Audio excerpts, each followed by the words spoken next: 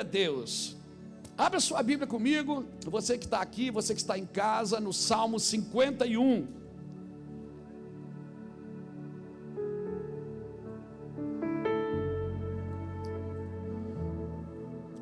Glória a Deus.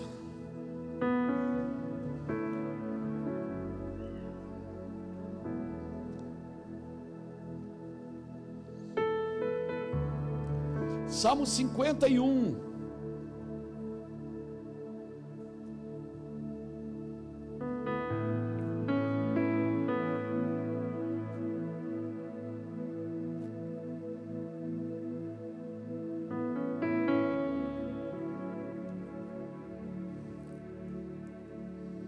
Diz assim: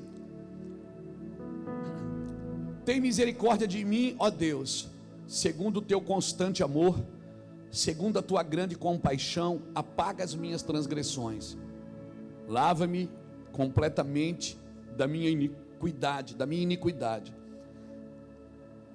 e purifica-me do meu pecado, pois eu conheço as minhas transgressões, e o meu pecado está sempre diante de mim.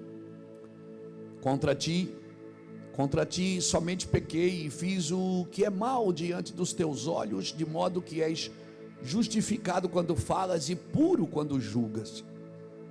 Certamente em iniquidade fui formado, e em pecado me concebeu minha mãe. Certamente tu amas a verdade no íntimo, no oculto me fazes conhecer a sabedoria. Purifica-me com isopo e ficarei puro, lava-me e ficarei mais alvo do que a neve. Faz-me ouvir júbilo e alegria, regozijem-se os ossos que tu quebraste. Esconde a tua face dos meus pecados e apaga todas as minhas iniquidades. Cria em mim, ó Deus, um coração puro. Renova em mim um espírito inabalável. Algumas traduções dizem um espírito reto. Não me lances fora da tua presença e não retire de mim o teu Espírito Santo. Torna a dar-me a alegria da tua salvação e sustém-me com um espírito voluntário. Então eu ensinarei os transgressores e os teus caminhos, e os pecadores a ti se converterão. Então eu ensinarei os transgressores os teus caminhos, e os pecadores a ti se converterão. Livra-me dos crimes de sangue, ó Deus, Deus da minha salvação, e a minha língua cantará a tua retidão. Abre, ó Senhor, os meus lábios, e a minha boca entoará o teu louvor. Não te comprases em sacrifícios, senão eu os traria. Não te deleitas em holocausto. Os sacrifícios para ti, ó Deus, são o espírito quebrantado, e um coração quebrantado e contrito não desprezarás, ó Deus. Aleluia, louvado seja Deus. Um salmo de Davi. Obrigado, Espírito Santo, pela tua palavra. Obrigado, Jesus. Um salmo de Davi, quando o profeta Natan veio a ele, depois de Davi haver cometido pecado com Batseba. Quando o profeta veio e trouxe para a mesa e disse: Davi, deixa eu te contar uma história. Tinha um homem que tinha só uma ovelhinha, uma novilhazinha, e chegou um viajante, e tinha um senhor que tinha um rebanho de quantas novilhas ele quisesse, e aquele senhor que tinha o rebanho pegou a ovelha daquele que tinha só uma. Davi se levanta do trono e, no ímpeto de ira, ele diz: esse homem é digno de morte, e devolva para ele 4 vezes mais da ovelha que lhe foi tirada. Ele tem que repor 4 vezes mais. Natan aponta o dedo e diz: Davi, esse homem é você. E aí ele fala da esposa de Urias. E Davi sai do trono, eu creio que ele já estava de pé quando ele ouviu isso, se joga ao chão e disse: eu vou morrer, porque eu pequei contra o Senhor. Natan olhou e disse: calma, você não vai morrer, mas a espada não se apartará da tua casa. Davi deu 4 sentenças, deu 2 sentenças. Ele disse: esse homem tem que morrer e tem que devolver 4 vezes mais. Da primeira sentença ele foi livre, porque Natan disse: tu não morrerás. Mas a segunda sentença, Natan não falou nada. E se você estudar a história de Davi, você vai ver que Davi perdeu 4 filhos. Ele perdeu Aminon, Absalão, o filho da Batseba e Adonias, um dos seus filhos também. Porque justamente a sentença que você sentencia os outros é a sentença que cai sobre a sua casa. Por isso, nós somos apressados em julgar, em condenar, em apontar o dedo. E o Senhor tem falado que nós precisamos aprender a ser humildes e arrependidos, porque um coração contrito e um espírito quebrantado não desprezará o Senhor. Eu não estou dizendo com isso que o pecado não deve ser corrigido, ser tratado, porque a culpa do pecado Deus nos perdoa, mas a consequência é desastrosa. E quanto mais rápido você se arrepende, mais rápido a consequência ela te abandona. Então muitos de nós fomos perdoados pelo pecado, do pecado por Jesus Cristo na cruz, mas ainda não entendemos quando a gente chega na igreja, por que ainda tem coisas que a gente fica carregando. Se eu já aceitei Jesus, se eu já estou servindo a Deus, eu estou até dando o meu dízimo, e por que algumas coisas estão acontecendo? Parece que demora. Irmãos, é porque tem a consequência do pecado, mas Deus não tem prazer nenhum que você colha nenhuma consequência. Por isso, quanto mais rápido você se arrepender, quanto mais rápido você exercer misericórdia, a mesma que você experimentou, até porque quem não experimentou misericórdia tem dificuldade de exercer misericórdia. Quanto mais rápido você perdoar os outros, mais rápido você é perdoado. Mas quanto mais você detém o perdão ao outro, mais você colhe as consequências e tem dificuldade de ser perdoado. Irmãos, eu estava meditando nesse texto hoje. Hoje eu acordei e queria ficar sozinho. Fui lá para o escritório do Global, passei o dia lá, me tranquei no quarto e fiquei lá. Tem dia que você está assim meio down, não está? Tem dia que você não quer ficar sozinho assim, você não quer ver ninguém, tudo é feio, tudo é chato. E quando você está assim, o bom é você ficar sozinho mesmo, para não descarregar a sua dor, o seu veneno na vida de ninguém. E aí eu parei assim, eu não vou almoçar, eu vou lá, quero ir para lá. Aí fui para lá umas 10h30, e fiquei lá até umas 4 e pouquinho da tarde. Fiquei lá sozinho no quarto, mexendo nos meus livros, chorando, vendo as fotos antigas, lembrando, vendo as minhas fotos que eu quando eu era magro, tinha cabelo, o pastor Lapa era magro, o pastor Jacques era magro, o pastor Ulisses era magro, todo mundo era magro.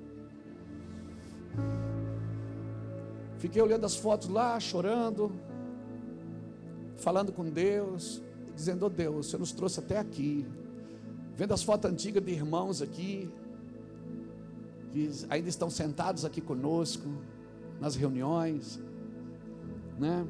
Como aqui os 21 anos de Mevan faz 21 anos essa semana, do dia 8 até o dia 12 de fevereiro, foi o culto de inauguração aqui. Então nós estamos ficando de maior, a gente está fazendo 21 anos, vamos servir o exército. É com 18, né? Então já estamos na baixa. Então, comecei a ver as coisas antigas, meus esboços antigos, quadro antigo. E comecei a pensar nesse texto: Senhor, quantas coisas o Senhor fez na nossa vida. E disse: Senhor, não nos deixe quebrar esse relacionamento contigo. Não nos permita soltar das tuas mãos. E o Senhor me disse uma coisa tremenda e ao mesmo tempo terrível. Que nenhum relacionamento se quebra se não for pela desonra. Deus começou a dizer: a desonra, ela quebra relacionamento comigo, quebra relacionamento com as pessoas, quebra relacionamento no casamento, quebra relacionamento com os filhos, quebra relacionamento com velhos amigos. A desonra é uma coisa terrível. E cada um de nós, irmãos, temos uma missão dada por Deus. Cada um de nós tem uma missão dentro da grande comissão. Nós estamos aqui na grande comissão do Evangelho, que é pregar, ir por todo mundo, né? Mas cada um de nós tem uma missão. E a vida você tem em Cristo, mas a realização desta vida você tem na missão. Agora o Senhor me falou uma coisa hoje muito séria. Ele disse: não continue na missão se você perder a vida. Porque a missão, fazer a missão de Deus sem a vida de Deus pulsando dentro da gente, é muito perigoso. A gente coloca no piloto automático, segunda vem para a igreja, na terça, e a gente continua trabalhando no Senhor, caminhando, eu vou para Canaã, está tudo certo. Mas aquele sentimento, sabe? Aquela coisa gostosa que te faz chorar por qualquer coisa, aquela vertente do Espírito Santo deixa você sensível, quebrantado. E eu comecei a ler o Salmo 51, me deu vontade de ler o Salmo 51, comecei a ler. Essa foi a oração de Davi nos dias mais terríveis da sua vida, nos dias que ele mesmo sentenciou a morte dele. Porque quando foi apresentado um pecado para ele, ele já pegou um machado para cortar a cabeça, e o profeta disse: é você esse cara.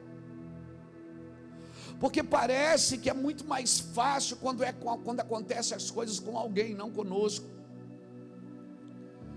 E por isso, querido, o Senhor começou a falar comigo hoje. Eu comecei a pensar nisso.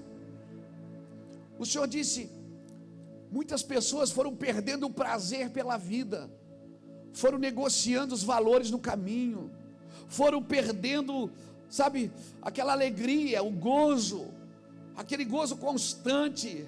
Aleluia. Por isso, cutuca alguém que está do seu lado e diga: não viva na missão sem a vida de Cristo. Você se realiza na missão, mas sem a vida não tem realização, querido. Porque no final vai acabar a missão e o que vai sobrar é a vida. A vida de Cristo, ela vai viver com você na eternidade. O que vai sobrar é a vida. Então celebre a vida com Cristo, mesmo que você não esteja fazendo ainda a missão, mesmo que você esteja no estaleiro reformando o barco, mas fique tranquilo, celebre a vida com Cristo, celebre a salvação, mesmo que você não esteja realizando nada esteja dando certo perto de você ou na sua vida, mas celebre a vida de Cristo em você. Continue celebrando a vida de Cristo em você. Irmão, nós estamos vivendo em tempo de pressão, aonde problema e pecado andam juntos.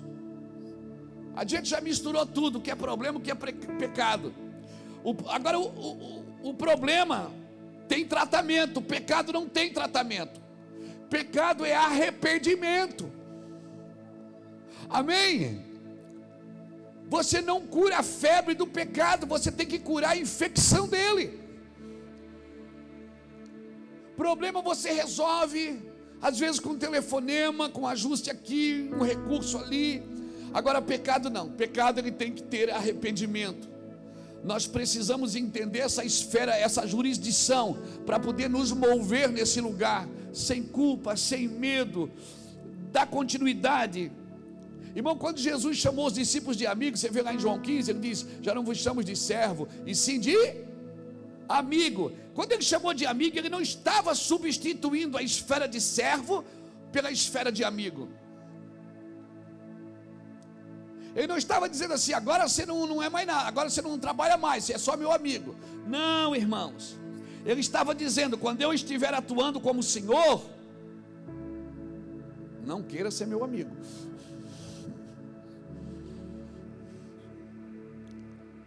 Você sabe quando o pai e o filho caminham juntos, tem amizade, aí o filho fica tão amigo que daqui a pouco já fala um palavrão para o pai, fala o que ele quiser, aí o pai tem que tomar uma atitude de senhor.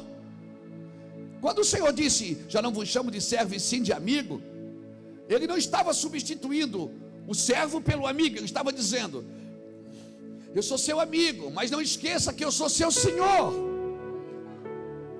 Nós temos uma amizade, mas não esqueça que eu sou seu pai, se submeta.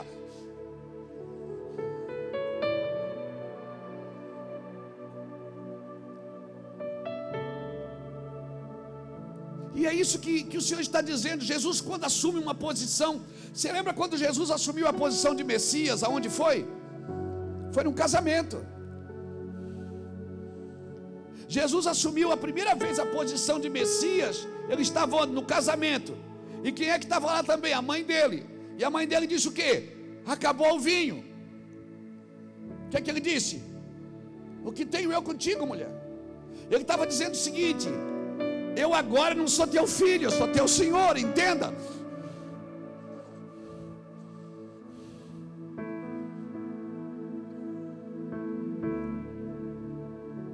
Jesus é teu pai, Deus é teu pai, Jesus é teu amigo, o Espírito Santo é parceirão, mas não perca o respeito, não perca o respeito. Foi isso que Davi perdeu no caminho, ele já se achou rei.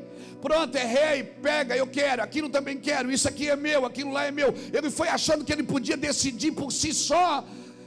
Ele não decidiu mais pelo governo, ele decidiu pelo prazer. Deus é teu amigo, é teu pai, é teu amigo, mas não esqueça, acima de tudo, ele é teu Senhor. Amém? Se submeta ao senhorio de Cristo. Porque quando ele te tratar, ele não vai te tratar como amigo, ele vai te tratar como Senhor.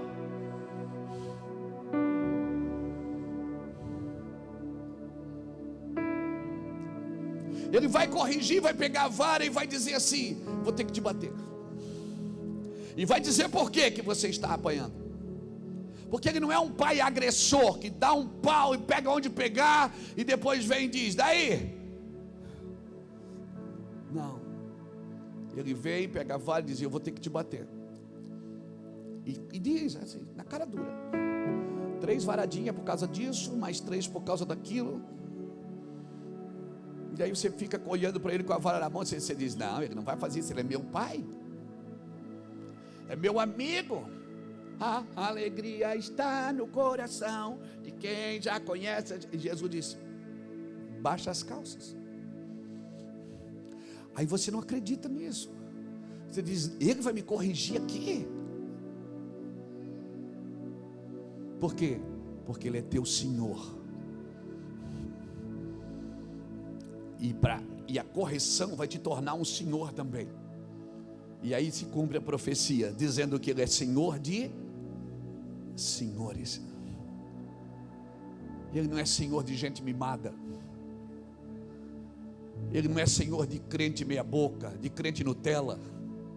Ele é Senhor de senhores, de alguém que foi treinado para governar também como ele, que vai ser amigo de todos, mas vai ser Senhor quando precisa ser Senhor, que vai amar a todos e abraçar a todos e beijar a todos, mas quando precisar ser Senhor, vai ser Senhor. Sabe que essa é a grande confusão às vezes da gente com Deus. Porque Deus é meu amigo, Ele está me prosperando, tudo que eu faço dá certo.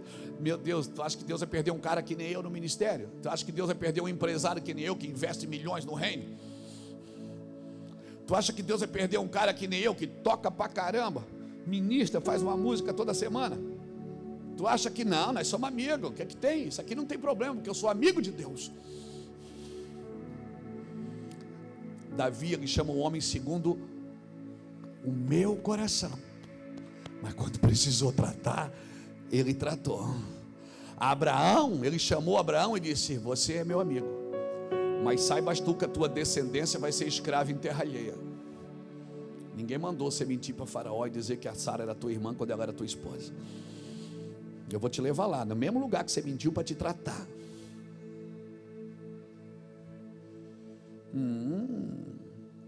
Moisés, ele é meu, eu sou, Deus fala comigo, eu subo no monte, o graveto incendeia, Deus é comigo. Sabia que eu estava no monte, Deus pegou o dedo dele, escreveu numa pedra e me deu? Nós somos amigos, mas fere a rocha quando ele não mandou ferir, para ver o que acontece com você. Fere a rocha quando ele disse fala, e você fere. Não, porque a gente tem uma aliança, ele sabe, ele fala, é linha direta aqui, ó, aí faz, mano. Nós somos amigos, eu entendo tudo que ele diz, ó. Fere a rocha para você ver o que acontece. Deus não vai te tratar, quando precisar corrigir você, não vai ser seu amigo, Ele vai ser seu Senhor. Entenda essa relação, querido, para você não sofrer no futuro. Amém? Deus é seu amigo, mas se Ele precisar te tratar, Ele vai ser teu Senhor. Quando Jesus estava naquele casamento, Ele falou para a mãe dele: o que é que tenho eu contigo, mulher? E o engraçado é que 10 minutos depois ele disse para os caras: traz água.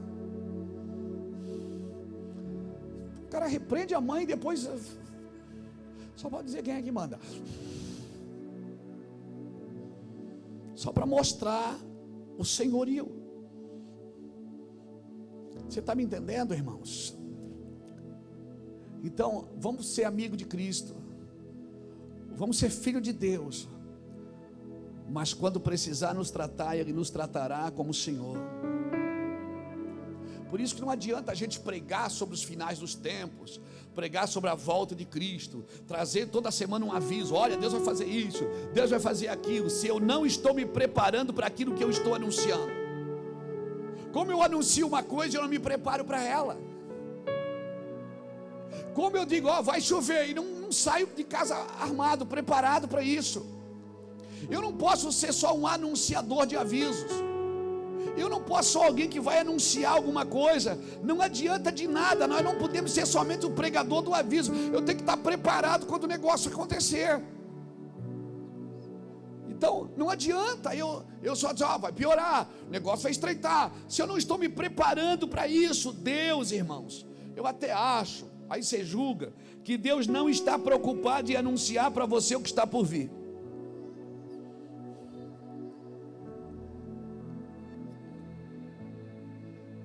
Aí eu esbarro em algumas coisas, né?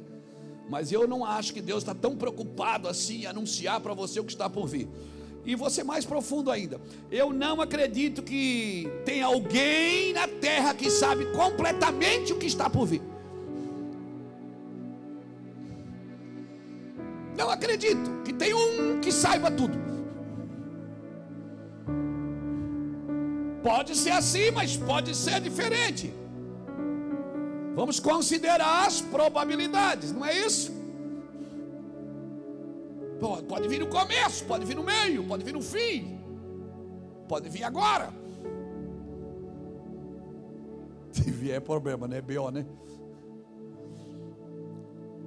Eu não acredito que tenha alguém que sabe completamente o que está por vir. A pergunta é: ok, a preocupação é se realmente eu estou preparado para aquilo que está por vir. Porque para Davi era só uma conversa, irmãos, de um profeta e um rei. E ele não estava preparado para aquela conversa. E Deus trouxe luz e disse, estava curando o coração de Davi. Irmão, parece que Deus está nos levando em grandes agonias, até que Ele ache no meu interior, no seu interior, arrependimento genuíno e quebrantamento pelos perdidos. Sem um arrependimento genuíno da minha parte, eu não terei quebrantamento pelos perdidos. Eu vou repetir: sem um arrependimento genuíno da minha parte, eu não terei um quebrantamento genuíno pelos perdidos. Eu preciso me sentir aceito, eu preciso me sentir amado, eu preciso me sentir integrado, eu preciso me sentir incluído, eu preciso me sentir perdoado. Mas como se eu não me sinto? A minha pergunta é: está tendo arrependimento genuíno nos nossos corações? nós realmente estamos arrependidos do pecado, temos fugido dele. São dias de agonia, irmãos, dias de pressão, dias de convite batendo na sua porta todo dia.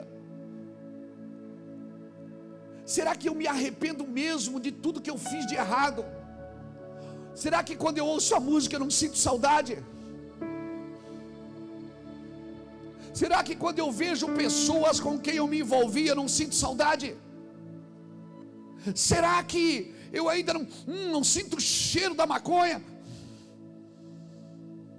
Eu estou sendo claro com você para saber se realmente nós estamos arrependidos.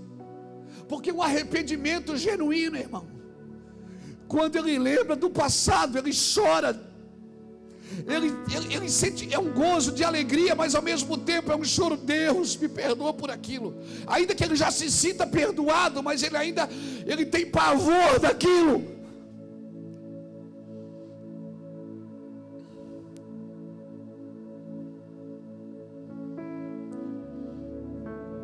Se eu fosse colocar um tema nessa mensagem, eu chamaria assim: arrependimento, humildade e arrependimento. Será que isso vive em mim? Porque, irmãos, arrependimento genuíno vai gerar um quebrantamento pelos perdidos. Se eu não tenho desejo de salvar ninguém, se eu não tenho desejo de tocar ninguém, irmão, certamente eu não me arrependi completamente. Porque o desejo, a certeza que eu sou um salvo é o desejo que eu tenho de salvar. A certeza que eu sou um remido é o desejo que eu tenho de ajudar, de estender a mão, de abençoar a pessoa, mesmo que eu não consiga. Eu fico procurando em mim R$2 para ajudar, eu fico procurando em mim espaço, tempo, eu fico procurando em mim lágrimas. Eu não sei orar direito, mas eu quero orar. Eu não sei fazer direito, mas eu quero fazer. Essa vontade, ela está dentro de mim, está dentro de você, porque sem essa vontade eu não tenho nenhuma certeza que eu sou, mas que eu sou salvo, não tenho. Salvo não é o que aceita Jesus, é o que abandona o pecado.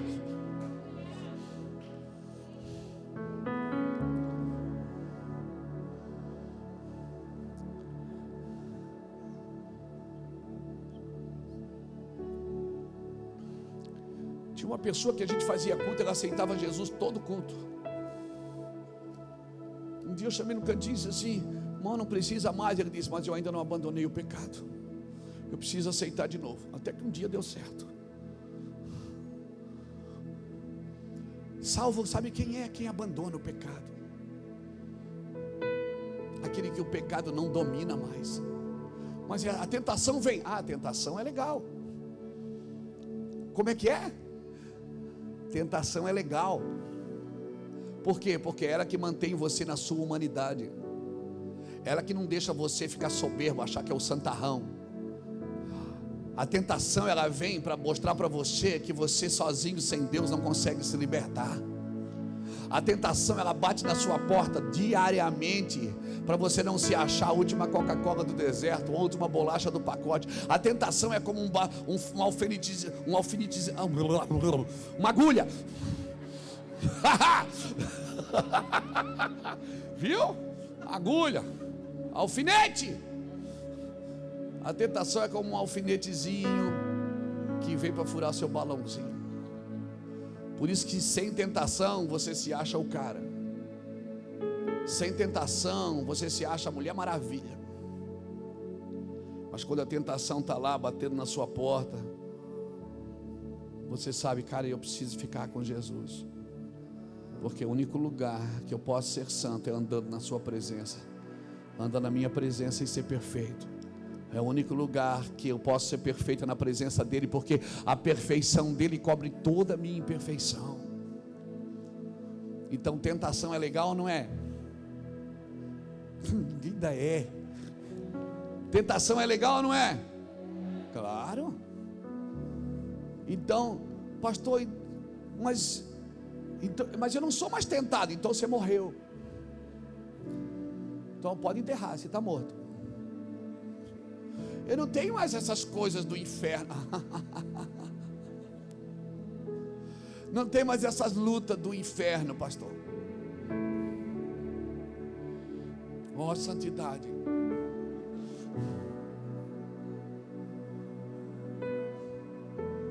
mundo tereis aflições. Isso não é uma no mundo podereis ter. Jesus não estava dizendo, talvez, não, ele estava afirmando, no mundo você vai ter aflição, mas tem de bom ânimo, porque eu venci o mundo. A Bíblia diz que ele aprendeu a obediência por aquilo que sofreu, porque em tudo ele foi tentado, mas não cedeu. Ele também foi tentado.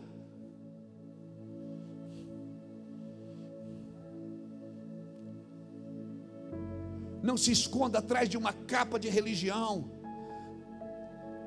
Não se esconda atrás do altar. Altar não é para você se esconder atrás dele, é para você morrer nele. Se joga no altar e peça para alguém se sacrificar você, para alguém matar você. Altar é para isso, querido. Deus está gerando um avivamento pessoal na gente, amém? Eu acredito que é uma preparação individual para aquilo que está por vir. Amém, eu acredito, nós ainda vamos ter encontros sobrenaturais, e Deus está nos ensinando a, antes de julgar qualquer causa, julgar primeiro a nossa. Antes de apontar o dedo para alguém, ó Davi, aponta primeiro para sua casa. Antes de achar que esse homem é digno de morte, bata no peito e diga, eu sou digno de morte.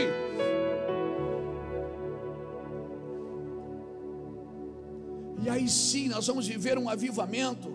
Eu queria dar alguns conselhos para você aqui nessa noite.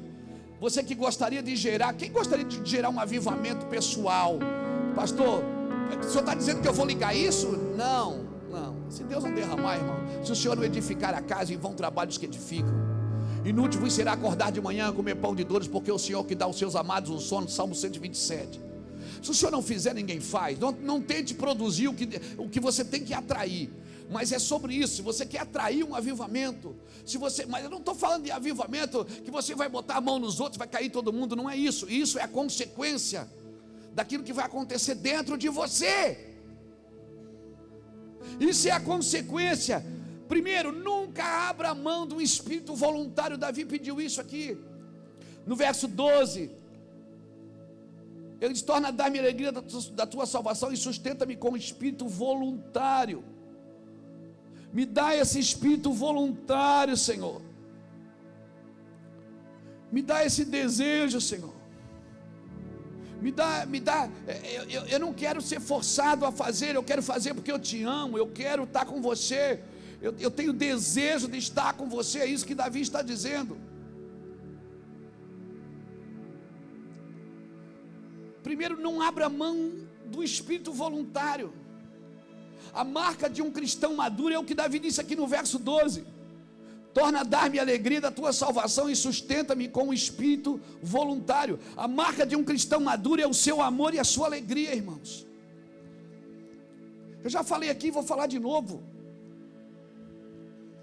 Um porteiro alegre cura mais gente do que um médico doente.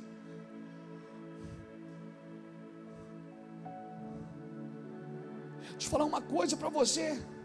Um picolezeiro que vende picolezeiro, tá certo, né? Que vende picolé. Né? Bananinha não pode. Picolezeiro vende bananinha. O picolezeiro que vende picolé alegre, tocando aquele negocinho, alegre, ele cura mais gente do que um pastor em depressão. Alegria e amor são as marcas de um cristão maduro, querido. Alô? Alegria e amor são as marcas de um cristão maduro, que não espera nada de ninguém, que não espera aplauso de ninguém, que não espera reconhecimento de ninguém, que não espera que alguém veja o que ele está fazendo, mas ele é alegre e é amoroso, porque ele sabe para quem está fazendo, e sabe que seu galardão ninguém nessa terra é capaz de dar.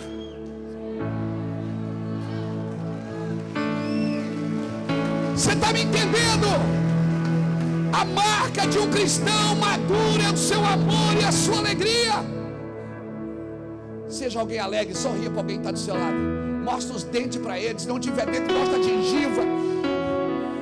Mostra a boca para ele, ri para ele. Baixa a mão e diz, seja alegre, seja agradável, seja alguém querido. Oh, querido! Estás tolo, querido.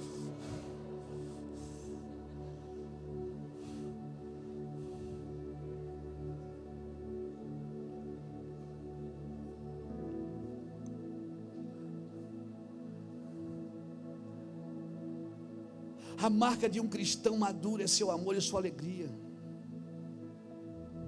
Por que você acha que Davi caiu aqui? Porque ele perdeu o ímpeto de guerrear.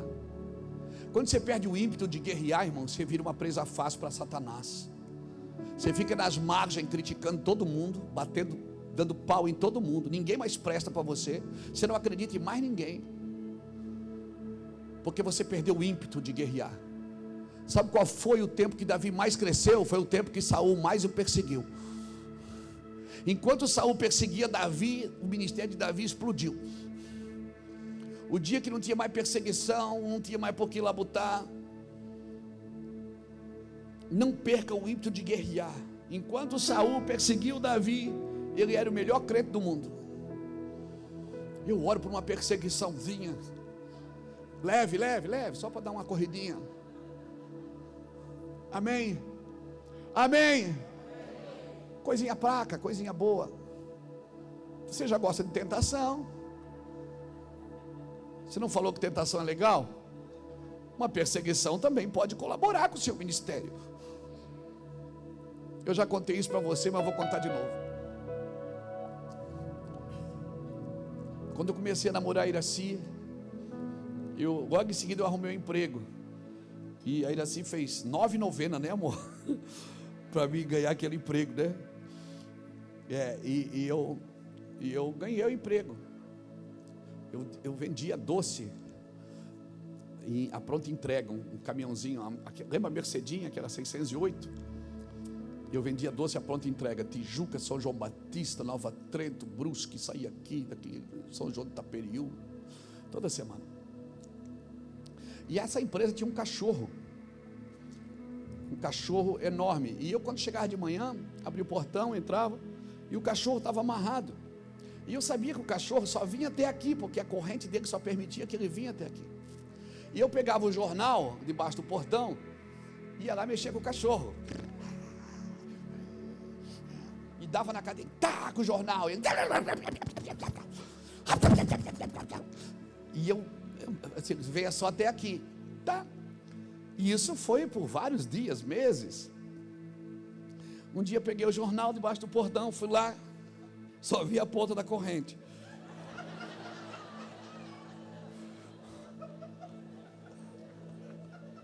Já me deu um calafrio assim, sabe? Calafrio. Quando eu olhei assim, daqui lá na câmera assim, que eu olhei para o cachorro estava lá, ele olhou e fez assim.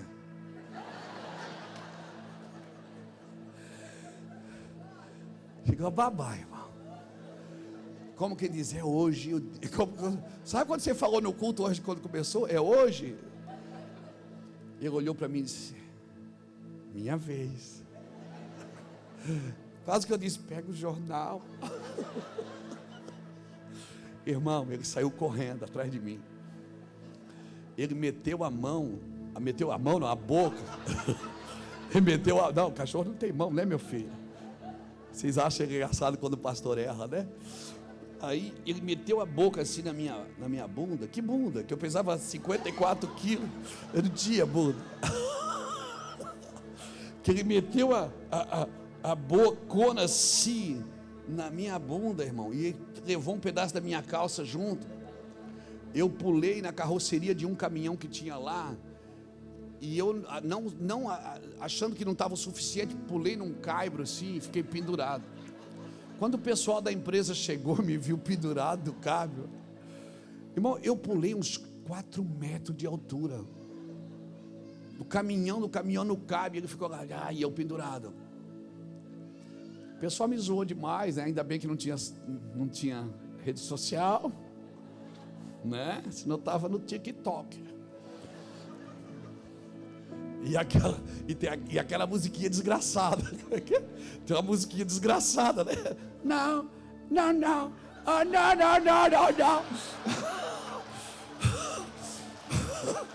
Não tem uma musiquinha desgraçada assim? Não. Não. Era eu.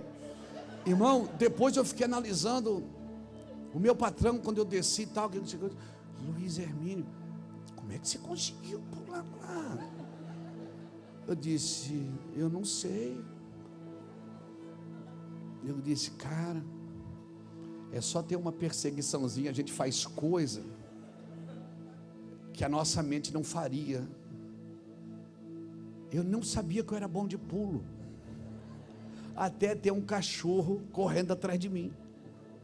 Tem muita coisa que você não sabe que você faz, que você é capaz de entrar e fazer. Por quê? Porque não tem ninguém te perseguindo, não tem uma lutinha para você, você está muito confortável, está muito bom, está muito fácil. Davi estava assim, irmãos, muito fácil. No tempo de guerra ele não foi para a guerra, ele ficou. Depois você lê 2 Samuel capítulo 12, capítulo 11, capítulo 12. No tempo de guerra ele não foi para a guerra, ele perdeu o ímpeto da guerra. Quando você perde o ímpeto da guerra, o ímpeto da oração, aquela coisa gostosa, aquele gozo de servir a Deus, você põe no piloto automático, irmão. Aí você perdeu, sabe, aquela coisa gostosa de servir a Cristo. E aí você vai negociando os valores, vai negociando o tempo, você vai negociando recursos, você já não quer ver até gastar, você gasta diferente. Você começa a gastar só com você. Você não serve mais ninguém nem com o seu dinheiro. Você não ajuda mais ninguém. Você tá só isso tem uma palavrinha mais, você diz, vou cuidar da minha vida. Você pensa que está cuidando dela, mas não está. Você está fazendo uma cama de derrota. Você está construindo uma cama de derrota. Você perdeu o ímpeto da guerra. Cutuca alguém que está do seu lado e diga, não perca esse ímpeto de guerra. Não perca. Irmão, você imagina Davi pedir, torna a dar-me a alegria da tua salvação. Ele não está pedindo uma alegria nova, ele está dizendo, me dá aquela que eu tinha quando eu era perseguido, quando eu derrubava leão, quando eu derrubava gigante, quando eu tinha força, quando eu ia adiante de um exército. Quando Saul me pediu 1000 prepulsos, eu trouxe 100 prepulsos, eu trouxe 200. Me dá aquele ímpeto. Ele não está dizendo me dá algo novo, não, ele está dizendo me dá, torna a dar-me aquela alegria, a alegria que eu tinha quando todo mundo falava mal de mim, quando todo mundo me criticava, quando todo mundo me atacava, quando era guerra, que tinha pressão. Está muito fácil, irmão. Davi está dizendo, eu quero aquilo de volta. Torna a dar-me a alegria da tua salvação, me sustém com o espírito voluntário. Ou seja, me dá disposição em obedecer sem reservas. Se você perder o espírito voluntário, você começa a negociar com Deus o tempo, a vida. Tudo agora você só faz se der tempo, você só faz se conseguir. Você antes fazia tudo, cara, você dava nó em pingo d'água. Você era o cara, você destruía, você fazia tudo. Agora não, agora você escolhe o que fazer. Sabe o que se chama isso? Ímpeto de guerra perdido. Você perdeu o ímpeto de guerra. Levante sua mão assim, me deixa profetizar para você. Volte para a estação que Deus te colocou um dia. Amém? Se é a estação de poda, fique na poda. Se é a estação de dar fruto, então dê fruto. Se está na poda, não rejeite a poda, deixa ele podar, porque ele está podando para que dê mais fruto ainda. Amém? Mas volte para a estação. Segundo, aprenda a discernir as estações que você está. Daniel capítulo 5, a Bíblia diz que o rei Belsazar, ele não soube discernir, e ninguém soube discernir o que estava escrito, a não ser um homem chamado Daniel, que entrou sala dentro e disse: Menem, Menem, Tekel, Parsim, pesado foste na balança e achado em falta, agora o reino vai ser tirado de ti e vai ser dado para outro. Aprenda a respeitar as estações. O rei Belsazar não soube discernir o escrito na parede. Tem uma geração que está nascendo, irmão. Viu quantas crianças apresentamos aqui hoje? 5. Você viu quantas crianças saíram aqui para o cultinho? Mais de 200 crianças. É uma média de 250 crianças todo domingo à noite. Uma nova geração está nascendo. Quando eu cheguei para o culto hoje, encontrei o Miguel ali. O Miguel, 7 anos, que já leu a Bíblia 2 vezes. Ele disse: pastor, já li 3 livros na minha vida. Aí o pai dele pregou hoje à tarde aqui. O Douglas pregou hoje à tarde aqui, não foi? Aí eu disse assim: Miguel, e como é que foi a palavra do seu pai? Foi boa? Ele disse: ele lê a Bíblia toda noite. Menino, falando do pai para mim. Ele lê a Bíblia toda noite, pastor. Foi boa a palavra. Uma geração, irmão, que nós temos que prestar atenção. Muitos de nós enviamos nossos filhos para a faculdade e vamos para a igreja fazer campanha de oração para eles não desviarem.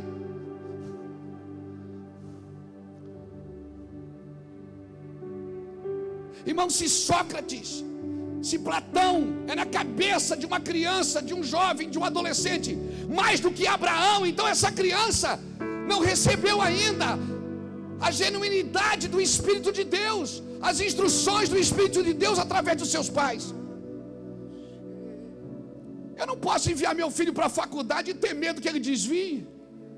Eu tenho que enviar para a faculdade dizendo: vai lá, meu filho, põe o pé lá e seja luz naquele lugar. O que Platão falou é importante, o que Freud falou é importante, o que Sócrates falou é importante, mas quando o sapato apertar, irmão, é só o que Jesus falou que vai ser importante. Então nós não podemos perder essa noção que nós estamos preparando uma geração. Nós precisamos discernir as estações. O que Deus está escrevendo na parede desses dias? Vamos aprender a discernir. Pastor, mas você ouviu? Só o que eu ouço. É só o que eu ouço. Irmão, é só o que eu ouço. Eu estou cansado de ouvir isso. Mas cansado no sentido de cansaço mesmo. O que Deus está escrevendo nesses dias? O que o Senhor está falando nesses dias? Você já viu quantas dissensões no meio dos cristãos, pastor? Você já viu quanto... Irmão, quando as brigas no meio dos crentes, quando há dissensões no meio do cristianismo, quando há rumores de maldade entre os irmãos, então espere um avivamento, porque esse é um cenário perfeito para alguém se levantar e começar a orar por avivamento. É só o que eu ouço: está destruído, está acabado, a igreja está no chão, a igreja tem que se arrepender. Só quem fala que a igreja tem que se arrepender não se arrepende.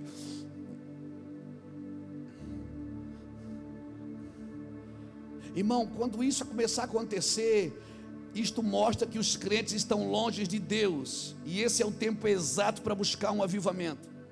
Quando a igreja começa a ser invadida por um espírito de entretenimento e mundanismo, ela precisa de um avivamento. Quando a igreja está caída em escândalo e pecado, desavença e corrupção, então ela precisa de um avivamento. Só um avivamento pode salvar o Brasil. É só um avivamento, irmãos.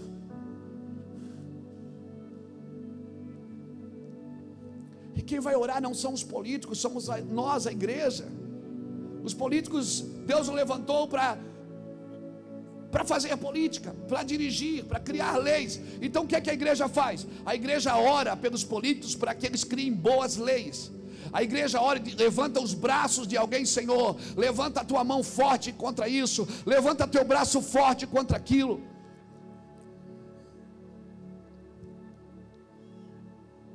Quer saber? Não é só eleger crente, é se levantar em justiça para manter os braços dessas pessoas levantadas e ter coragem de confrontá-las quando elas fazem caca. Porque se elas falam em nome da igreja, elas não podem fazer caca. Então, mais do que eleger políticos cristãos, nós precisamos de uma igreja de crente que ore e levante as mãos, como Arão e Ur. Tudo bem, eu não fui chamado para ser Moisés, mas eu sou Arão, eu sou Ur. Eu vou levantar seus braços enquanto você está aí legislando, enquanto você está aí governando, enquanto você está aí servindo a tua nação, amém? Esse é o nosso trabalho. Quando a igreja está caída, em escândalo, em pecado, desavesso, corrupção, só um avivamento. Toca alguém com o dedo assim e diga: só um avivamento. Nós precisamos de um avivamento, precisamos clamar por um avivamento, com lágrimas de arrependimento. Eu e você precisamos ir para casa chorar e pedir perdão para Deus. Não é pedir Deus muda o Brasil, não, é Deus muda a igreja. E antes de pedir pela igreja, peça pela sua família. E antes de pedir pela sua família, peça por você. Você é o alvo de um avivamento. Você, sua casa, sua igreja, sua nação. Nós estamos buscando isso e nós precisamos buscar com mais ímpeto isso, irmão. Nós estamos em guerras de altares e não adianta criticar Baal. Não adianta ir para a mídia criticar Baal. Nós temos que construir um altar maior do que de Baal. Nós temos que orar ao Deus dos céus. A única saída para o Brasil é um avivamento. Mas para vir um avivamento sobre o Brasil, precisa de um alinhamento geracional da igreja. A igreja precisa entender o que é que ela quer dessa criança que está no colo.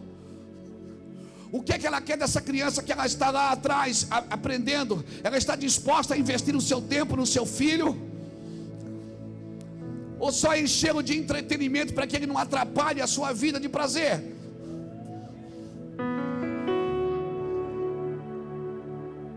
Os filhos são responsabilidade dos pais. Treine seus filhos, leia a Bíblia com eles, mostre Jesus dentro da Bíblia para eles, diga para eles quem foi Jesus. Faraó sabia disso quando matar os meninos. Faraó sabia que matando os meninos poderia matar Moisés e tiraria a libertação do seu, tiraria aquele homem que ia nascer para libertar os escravos do Egito. Mas aquele menino tinha uma mãe chamada Joquebede, que escondeu o menino. Soltou o menino na hora certa, escondeu na hora certa, soltou na hora certa. Aleluia. Ela sabia que aquele menino não tinha a ver só com ela, era para a nação. Aquele menino não era só filho da casa dela. Você tem que entender que essa criança que está no seu colo, essa criança que está lá dentro, esse adolescente que você traz no culto de sexta-feira, que, ai meu Deus, é uma luta, não dá para você ir mais, porque é uma luta, é muita gasolina. Investe no teu menino, investe na tua menina, vai treinando, vai chegar uma hora você vai ter que abrir mão deles, você vai enviá-los. Joquebede não pôde mais esconder o menino, a Bíblia diz. Então ela fez um cesto de junco, encheu de batume, tampou as brechas, botou o menino e soltou o menino no Nilo. O menino soltou o Nilo. Quando chegou no rio Nilo, o menino foi para onde? A filha de Faraó estava tomando banho assim, com as suas servas. Viram o cesto, ela disse: pega aquele cesto. Quando trouxeram, abriu, era o menino, era Moisés. Ela disse: o menino dos hebreus. Aí Miriam viu, porque ela estava vendo de longe. Miriam percebeu, Miriam esperta. Ela chamou a filha de Faraó e disse: ei, quer que eu arrume uma mulher para cuidar desse menino para a senhora? Ela disse: você sabe onde tem uma? Ela disse: sei. Ela correu na casa dela e falou com a própria mãe. Joquebede disse: mãe, vamos lá, que Deus abriu uma porta para nós cuidar do menino. Joquebede chega na sala, vê o menino. Ai meu Deus, é o meu menino. A filha de Faraó disse: você cria o menino? Ela disse: crio, claro. A filha de Joquebede disse assim: compra mucilão para o menino, produto só Johnson, te fazer propaganda para vocês, Johnson, e compra farinha láctea, só roupinha, coisa boa. Joquebede pegou o menino no colo, botou o dinheiro no bolso e voltou para casa. Agora o menino chorava, todo mundo botava a mão. Eu disse: não, pode deixar, chora meu filho, nós estamos na bênção. Porque quando você entende que o que cai na sua mão não é só seu, que você solta isso para o propósito, isso dá a volta e volta para a sua casa. E quando volta para a sua casa, volta abençoado para continuar o propósito que sempre foi de Deus. Então se prepare. Prepare seus filhos, prepare a sua casa, prepare o seu ventre, prepare a sua mesa. Não adianta, irmãos. A gente tem que aprender a guardar o coração e a guardar a nossa casa. Pedro, na presença de Jesus, o defendeu. Quis cortar a orelha do guarda, mas na ausência de Jesus o negou. Por isso, não saia da sua presença. É mais fácil de você não negar. Fique na presença de Jesus, que na presença de Jesus você não nega. Eu declaro que só o fogo de Deus, só o fogo de Deus derramado sobre essa nação vai nos libertar do pecado em nome do Senhor Jesus. E sabe quando é que começa um avivamento? Começa com alguém que tem a iniciativa de resgatar a confiança de Deus, a confiança que Deus tinha no seu povo. Sabe como é que começa um avivamento, Dudu? Quando alguém vai orar e diz: Deus, perdoa teu povo. Deus, eu oro pelo teu povo. Deus, perdoa a tua igreja. Em vez de ficar atacando: Senhor, derruba, traz juízo. Não, diga: Senhor, perdoa a tua igreja, perdoa o teu povo, salva o teu povo. Senhor, confia na gente de novo. Senhor, por favor, permita a gente ser digno de confiança de novo.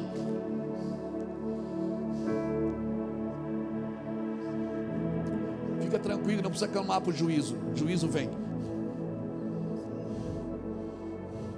O Senhor disse, quando ele levantou alguém para ficar na brecha, sabe para que ele levantou? Ele disse: eu vou levantar você para ficar na brecha para não vir juízo. Mas o cara fica na brecha e ele fica orando para que venha juízo. Bicho infeliz, não entendeu nada. O Senhor disse: eu procuro um homem que fique na brecha para que eu não destrua a cidade. Deus está dizendo: se você orar, eu não destruo. Deus espera que você ore contra a destruição, e você está orando para que Deus destrua.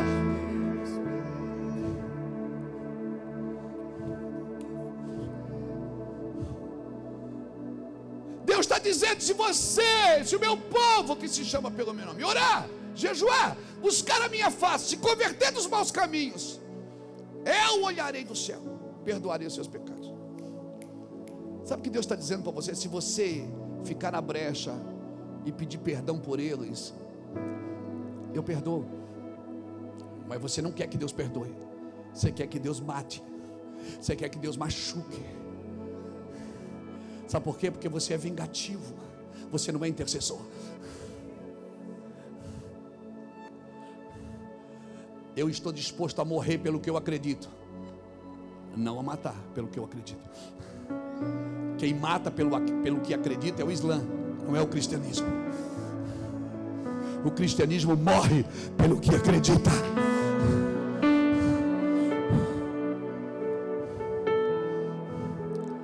Você está me entendendo? Você está disposto a viver um avivamento?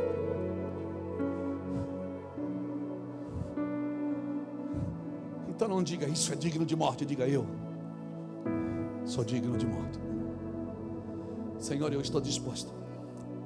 Eu vou repetir: um avivamento começa com alguém que tem a iniciativa de resgatar a confiança de Deus no seu povo. Alguém precisa ter a iniciativa de avivar a sua vida e de seus irmãos que se perderam. E quando os perdidos verem você clamando por eles,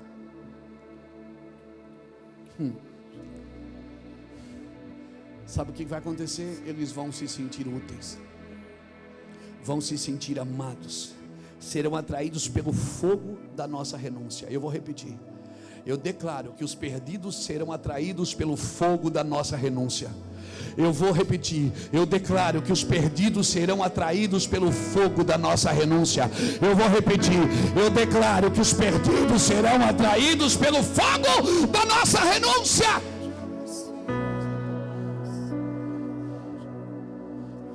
Suas lágrimas num avivamento, elas são o alimento.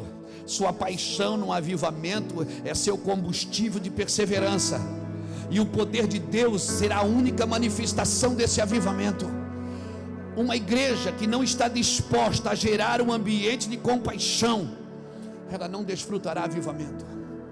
Uma igreja que não está disposta a gerar um ambiente de compaixão, ela não desfrutará de um avivamento.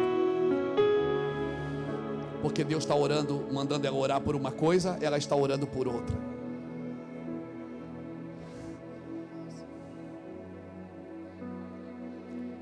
E se você é uma igreja que não está gerando um ambiente de compaixão, então não ore pelos novos membros.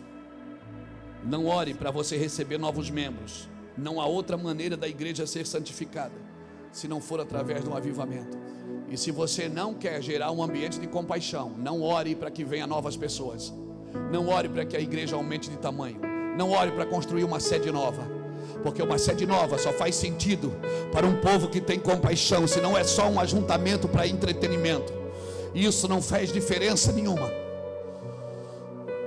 Eu quero sim, irmão, uma sede nova aqui nessa casa. Foi para isso que nós compramos nosso terreno. Mas se for para ter só ajuntamento de gente apontando o defeito um do outro, fique em casa e assiste pela internet. Pelo menos você não me atrapalha. Pelo menos você não me atrapalha, porque eu estou gerando aqui um ambiente de compaixão, de amor pelo próximo, de morte. Um ambiente de alguém que esteja disposto a morrer. Alguém que diga: eu sou digno de morte. Não, isso é digno de morte. Não, eu sou digno de morte, porque eu sou um pecador. Eu oro para que o fogo de Deus fale nos nossos corações nessa noite. Sim, não espere um avivamento. Não espere um avivamento sem o espírito de compaixão, sem uma vida de oração, sem lágrimas pelos pecadores, sem paixão pelos perdidos, sem lágrimas pelos seus pecados. Não espere um avivamento sem compaixão, sem quebrantamento pelo outro. Não espere. Não espere. Sabe o que Paulo disse? De novo, Gálatas 4, versículo 19: por quem de novo sinto dores de parto. Paulo está dizendo: eu sinto dor de parto de novo. De novo. Sabe o que é sentir dor de parto? Não é uma nova gravidez, não é uma nova gestação, é pelo mesmo bebê. É sentir dor de parto pelo mesmo bebê que não nasce. Eu estou sentindo de novo, Paulo está dizendo, de novo eu sinto dores de parto, até que Cristo seja formado em vós. Se você não tem dor, você não está gerando nada.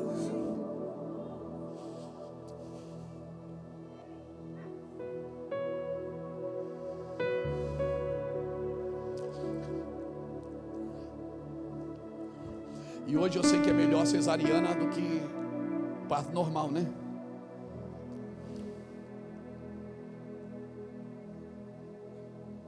Cesariana você não tem dor na hora do parto, mas depois fica dois doentes.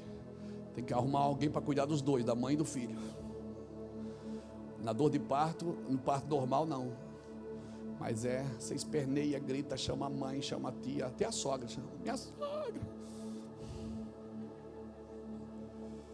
Mas pronto, nasceu, acabou. A mãe sai com o filho no colo andando e 20 dias depois está de bicicleta por aí.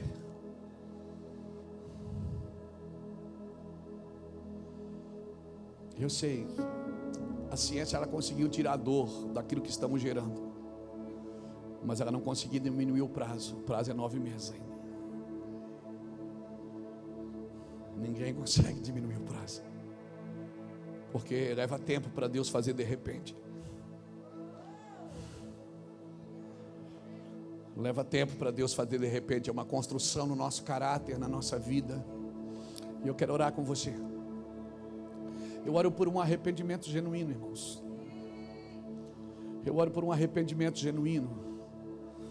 Eu oro para que a gente realmente se arrependa e peça para Deus: Senhor, eu quero mudar de vida. Eu quero mudar de vida. Eu não aguento mais viver uma vida de pecado.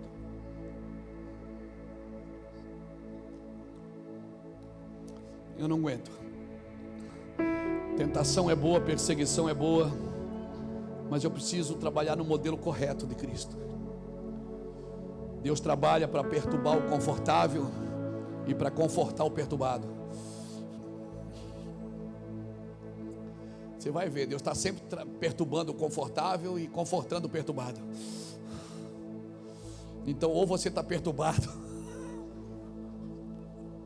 está precisando de ser confortado, ou você está confortável demais e está precisando de ser perturbado. E eu estou aqui para fazer as duas coisas. Amém, irmãos? Amém? E me perdoe de falar dessa forma, mas às vezes o medo que nós temos de ofender as pessoas, acabamos ofendendo a Deus. E o meu trabalho nunca foi ofender pessoas, sempre foi ofender o pecado e o orgulho. O que se ofende em nós não é a gente, é o nosso orgulho. Sempre o que me ofende, o que se ofende em mim é o meu orgulho. Sempre que eu tenho uma reação brusca, eu sei que eu fui ofendido no meu orgulho. E eu espero que a palavra tenha ofendido o seu orgulho hoje, porque Deus te chamou não foi só para ser abençoado, Ele te chamou para ser ungido. Ungido. Alguém que vai fazer a diferença na sua geração. Amém. Alguém que vai fazer a diferença na sua geração. Vai deixar uma marca. Não existe história sem homens e não existe homem sem história, irmão. Alguém que vai marcar a sua história. Eu quero declarar, o Espírito Santo. Aprenda, irmãos, aprenda isso. E aprenda a respeitar a imprevisibilidade de Deus também. Porque Deus é imprevisível. Você espera de um jeito e vem de outro.